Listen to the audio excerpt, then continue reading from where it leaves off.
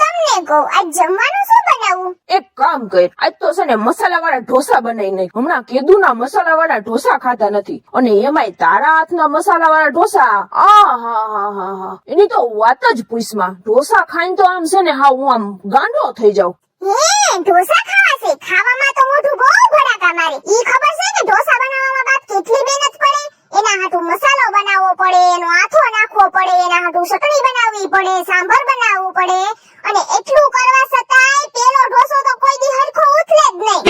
અને પરસે રેપ જેપ થઈ ગયા ઊભી ન્યા રસોડામાં. પાછા તો કે ઢોસા ખાવા છે, ઢોસા ખાવા છે. મોજ પડી ગઈ ઢોસા ખાવાની. હા તઈએ તમને તો મોજ જ પડી ગઈ ઢોસા ખાવાની. કાઈ ઢોસા બોસા બનવાના નથી. ખાવું હોય તો ખાઈ જો, નકર કાઈ નહીં. તો પૂછે છો હું કામ એમ કે હું બનાવું છે? ઈ તો છે ને મમ્મી એમ કીધું તું કે આપણે જે રસોઈ બનાવી હોય ને ઈ પતિદેવને પૂછીને બનાવવાનું, પણ કરવાનું આપણું મનનું ધાર્યું જ.